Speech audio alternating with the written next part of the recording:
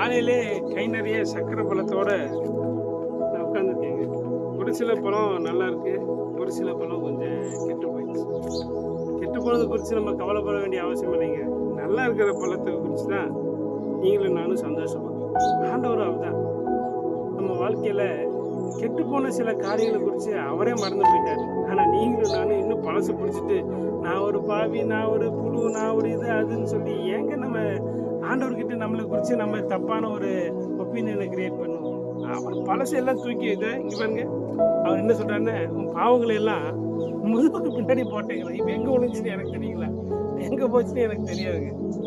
அந்த மாதிரி ஆண்டவரே மறந்த காரியத்தை நீங்கள் அப்படியே தோண்டி எடுத்து காமிச்சு ஆண்டவர்கிட்ட இல்லைங்க.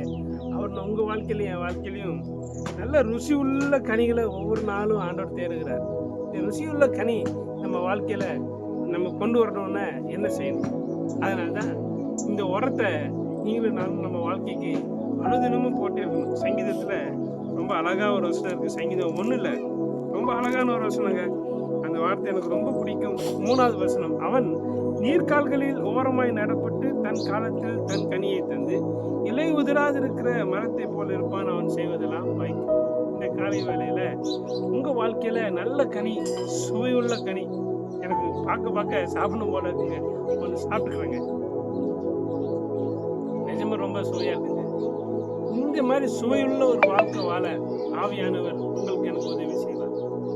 இந்த வசனத்தை அனுதினமும் நீங்கள் படித்து இந்த வசனத்தோடு நீங்கள் இணைந்து வாழ்வீர்கள் என்று சொன்னால் உங்கள் வாழ்க்கையின் சுவையுள்ள ஒரு வாழ்க்கையாய் கர்த்தர் மாற்றுவார். God bless you.